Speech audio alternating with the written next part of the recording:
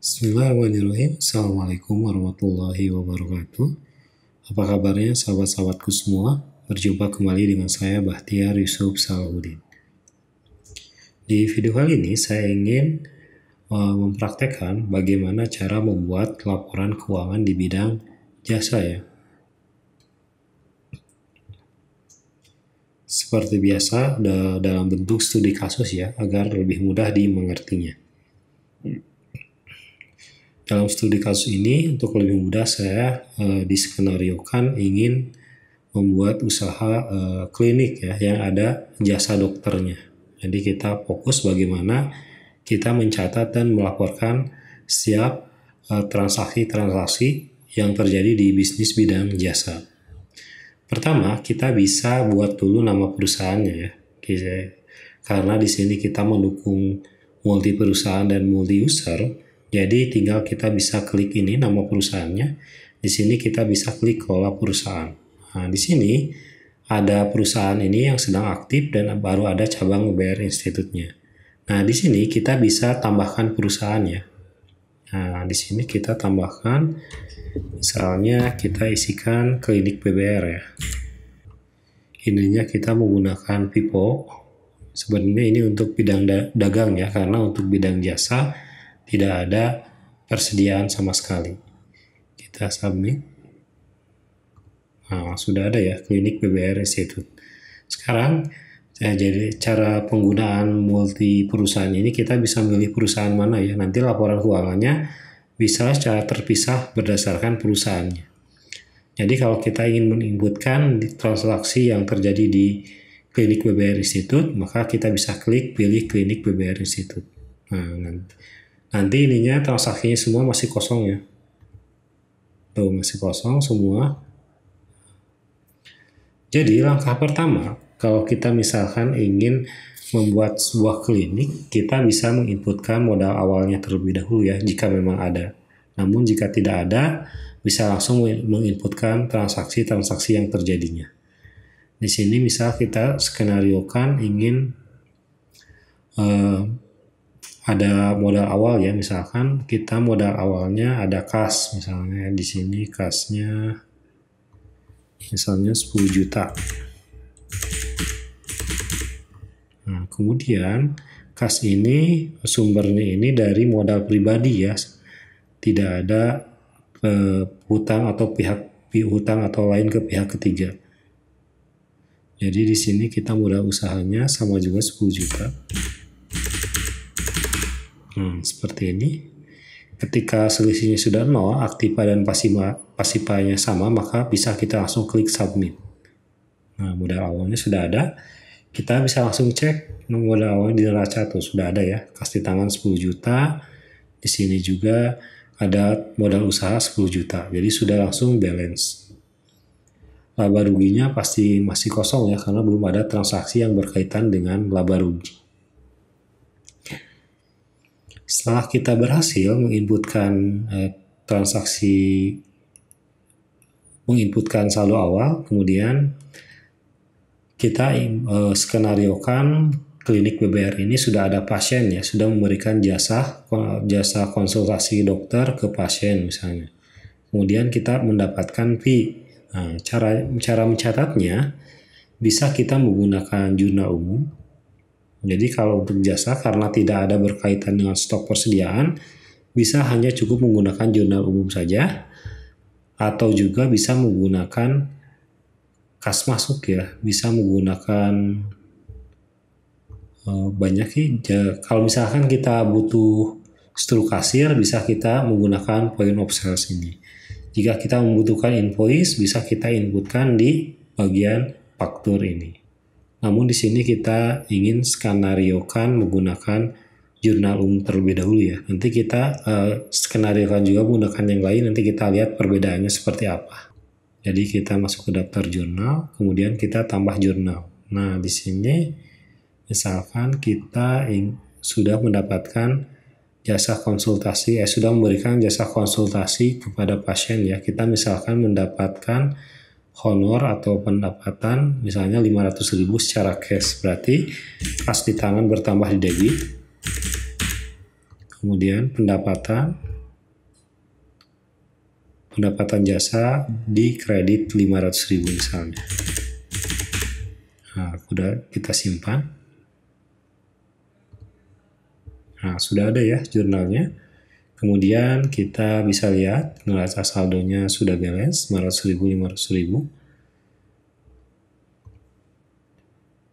Ininya juga udah berubah ya, 10.500.000. Tadi kan modal awal 10 juta ditambah dengan kita dapat uang dari pasien ya, 500.000. Jadi 10.500.000. Ininya juga sama, total equity-nya. Laba ruginya juga sudah ada ya, pendapatan jasa 500.000.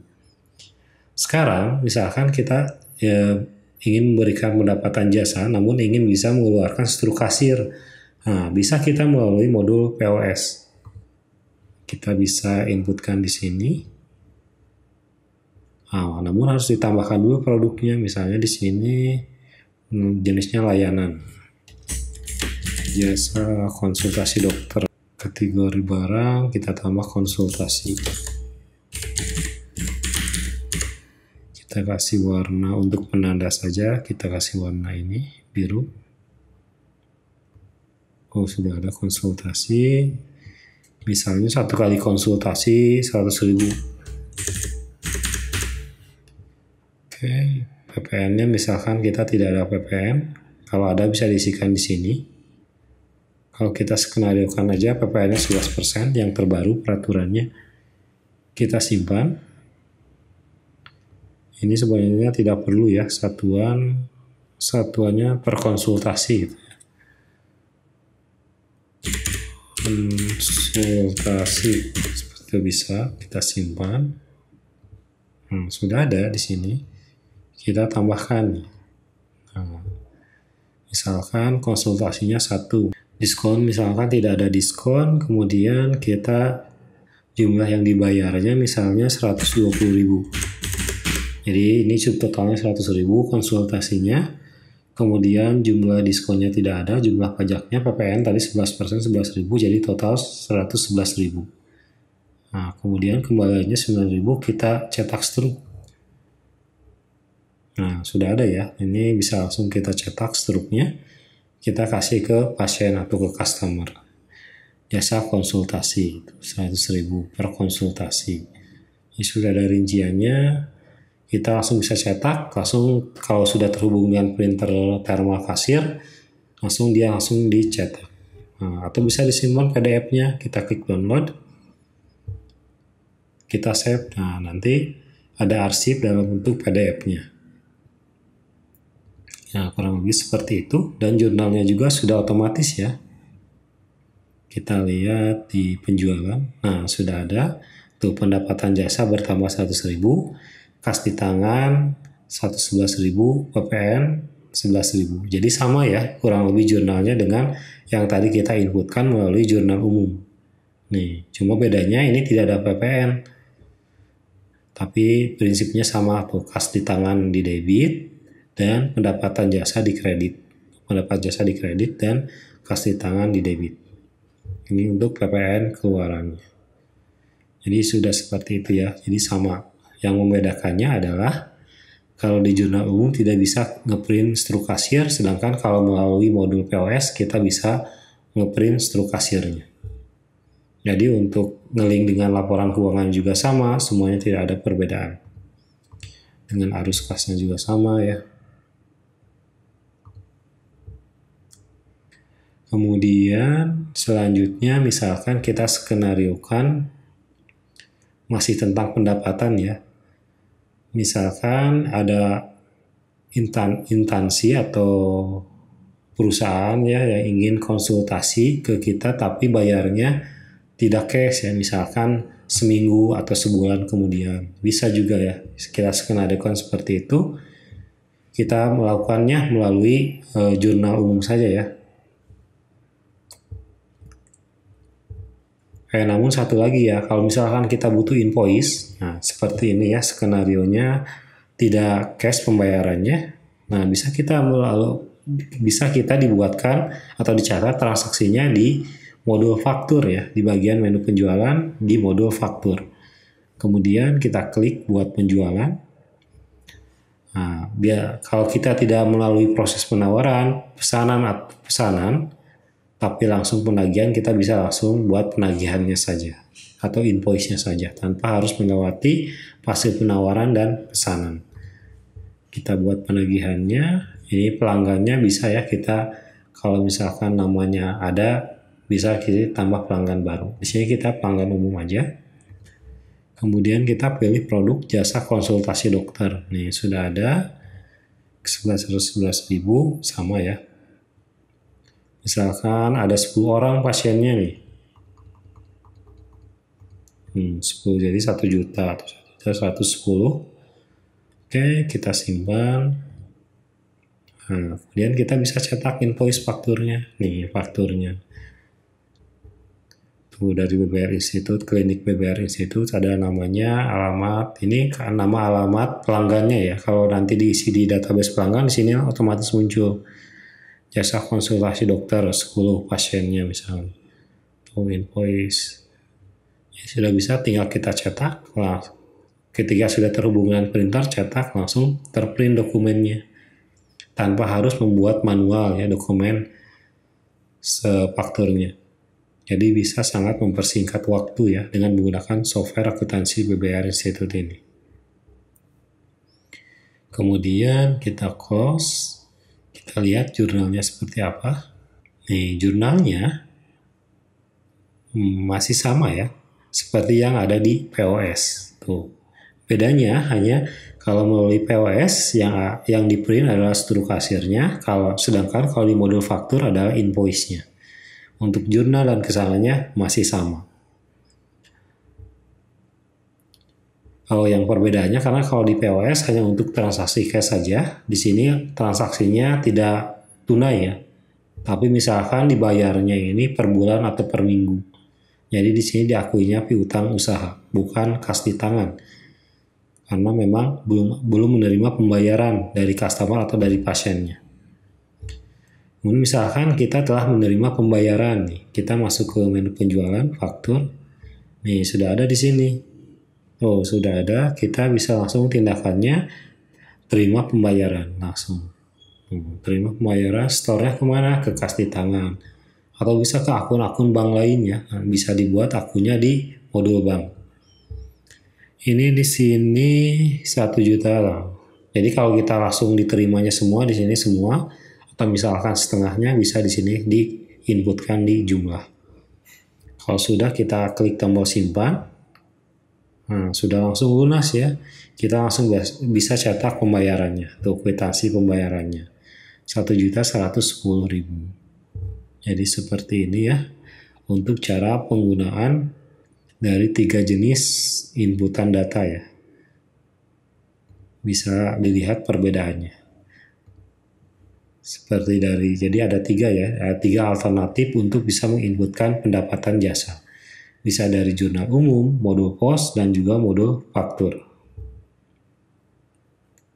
Sebenarnya ada satu lagi sih, cuma ini lebih diperuntukkan untuk kas masuk dan kas keluar ya. Jadi bisa lewat kas masuk juga. Nanti dokumen, ya perbedaannya lagi ada di dokumennya.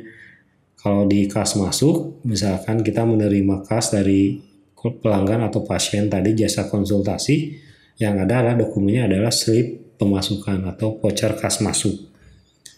Jadi seperti itu. Jadi ada 4 nih alternatif untuk menginputkan data. Silakan dipilih salah satu sesuai dengan kebutuhan penggunanya.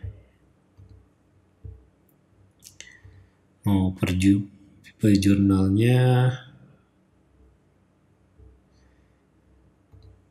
Nah, di kas masuk, kas di tangan bertambah 1.110.000, piutangnya berkurang di kredit karena sudah dibayar.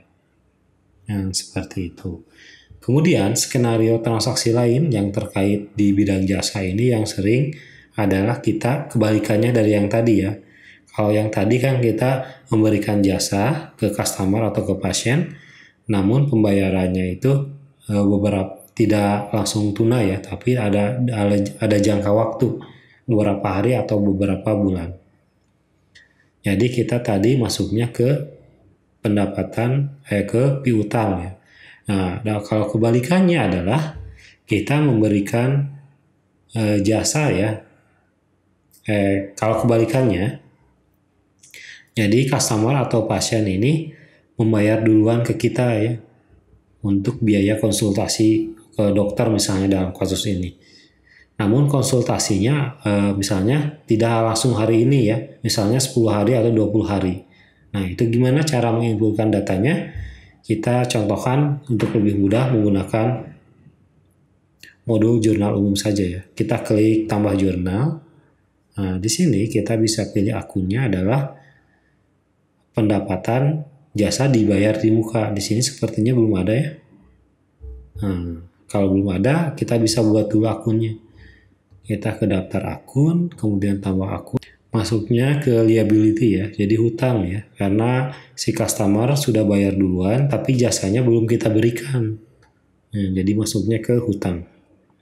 Akun variable di sini nama akunnya pendapatan biasa dibayar di muka. Kita submit. Nah, sudah ada akunnya ya di kelompok liability pendapatan jasa dibayar di muka. Kalau sudah, kita bisa langsung inputkan di jurnal umum. Kita pilih liability pendapatan dibayar di muka. Misalnya 500.000 ya. Misalnya untuk 5 pasien.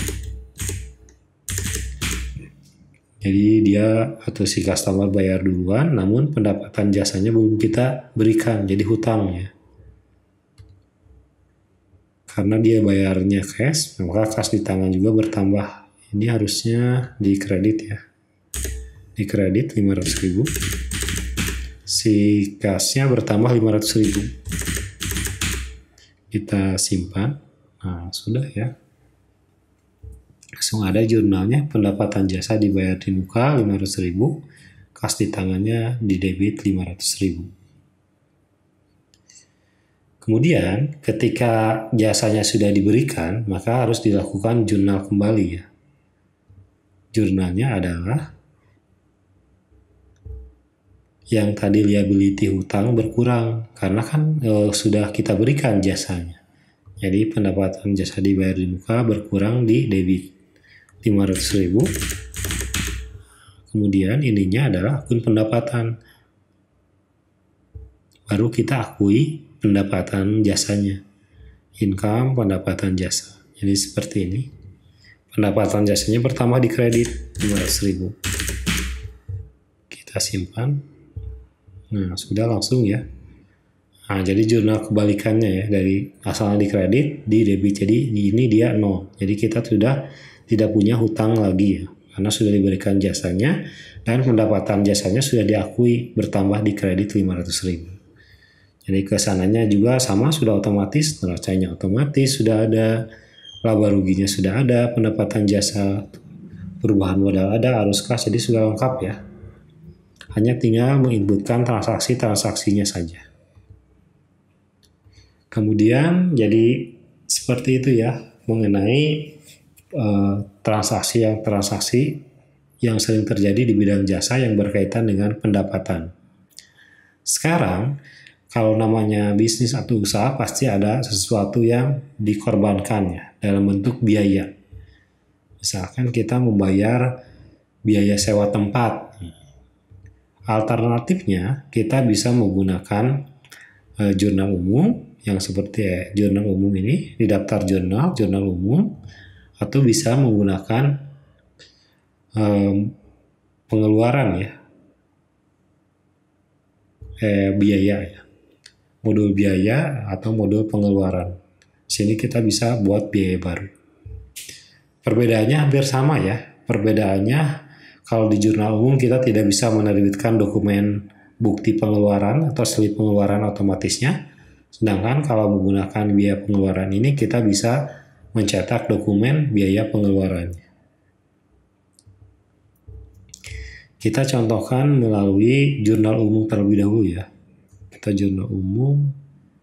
Sini kita pilih akunnya. Akunnya kita cari biayanya. Di sini belum ada beban sewa ya. Nah, beban sewa misalkan sewa tempat per bulannya ini 2 juta misalnya. Kita bayarnya langsung cash, menggunakan cash 2 juta. Jadi cash kita berkurang 2 juta karena dibayarkan untuk beban sewa. Nah, sudah ya, kita simpan. Nah, otomatis jurnalnya juga sudah ada, beban sewa di debit dan kas di tangan di kredit. Termasuk dia masuk ke laporan laba rugi, sudah ada beban sewanya 2 juta. Nah, seperti itu. Sedangkan alternatif kedua kita bisa menggunakan modul pengeluaran atau modul biaya. Kita bisa buat biaya baru, bayarnya dari mana nih? Misalkan kita bayarnya ada dari kas di tangan, ada saldo-saldonya, kas di tangan, penerimanya siapa. Nah, kalau menggunakan pengeluaran harus ada ya. Jadi kita dikeluarkan untuk siapa namanya. Misalnya bisa pemilik tanahnya atau pemilik tempat klinik ini berada, misalnya Pak Darmawan. Tipe kontaknya kita bisa pilih lainnya karena bukan supplier dan bukan karyawan juga. Kita simpan. Nah, sudah tersimpan. Penerimanya Pak Darmawan, akun biayanya apa? Misalkan kita beban sewa ya, seperti yang tadi. Kita tambah. Nih, jumlahnya beban sewa misalkan sewa tempat untuk bulan Maret 2025. Jadi misalkan yang tadi jurnal umum untuk biaya sewa bulan Februari, sedangkan sekarang untuk bulan Maret. Misalkan jumlah sewanya ada kenaikan jadi 3 juta per bulannya. Seperti kita simpan. Nah, sudah ada. Kalau menggunakan modul pengeluaran, kita bisa cetak pengeluaran. Nih, ada slip pengeluaran otomatisnya. Ada pengesahannya juga ya, dibuat oleh, diperiksa, disetujui. Jadi kalau misalkan butuh dokumen slip pengeluaran otomatisnya, bisa transaksinya diinputkan di modul pengeluaran. Namun misalkan kita tidak butuh dokumen ini, hanya butuh untuk pelaporan keuangannya saja, menggunakan jurnal umum sudah lebih dari cukup. Kita lihat daftar jurnalnya. Di biaya ya, tuh di biaya ada beban sewa 3 juta, kas di tangan di kredit 3 juta. Jadi sudah otomatis semua. Sama ya, ke neraca laba ruginya juga sudah langsung otomatis. Tuh jadi 5 juta beban sewa. Nah, jadi seperti itu untuk cara menginputkan datanya. Kemudian, transaksi-transaksi yang sering terjadi lagi di bidang usaha jasa yang berkaitan dengan biaya adalah misalkan kita sewanya untuk 1 tahun. Nah, seperti itu, maka kita bisa menginputkannya. Di sini di daftar jurnal kita inputkan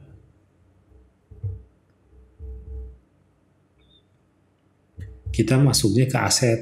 Jadi di aset ini ada biaya sewa dibayar di muka. Tapi di sini tidak ada ya. Berarti kita harus buat dulu akun barunya.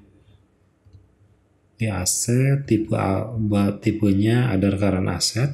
Di sini nama akunnya misalkan biaya sewa dibayar di muka. Kita submit. Sudah tersimpan. Kemudian kita masuk ke jurnal umum lagi. Di sini untuk mengakui atau mencatat transaksi kita membayar sewa selama 1 tahun. Jadi tidak langsung dibebankan selama 1 tahun ya. Jadi harus dibebankan per bulan. Biar mencerminkan keadaan keuangan sesungguhnya ya. Biaya sewa dibayar di muka misalnya kalau 1 bulannya 3 juta dibayar per tahun dikali 12 jadi 36 juta. Jadi biaya sewa di mukanya 36 juta. Kita pilih akun, kita bayarnya cash, pakai kas di tangan 36 juta. Kita simpan. Nah, sudah tersimpan ya. Masuk ke daftar akun, kita lihat jurnal yang tadi kita buat, daftar jurnal. Tuh biaya sewa di muka 36 juta, kas di tangan 36 juta. Ini untuk sewa selama 1 tahun, sewa tempat selama 1 tahun. Kita lihat di neracanya, tuh di neracanya kasih tangannya minus ya, habis. Karena untuk dibayar, biaya sewa dibayar di muka. Nah kemudian ketika waktu berjalan, setiap bulannya ini harus diakui ya, harus dikurangkan, harus diakui sebagai biaya sewa. Caranya jadi misalkan setiap tanggal 1 atau setiap akhir bulan kita harus melakukan jurnal di sini. Harus melakukan jurnal lagi.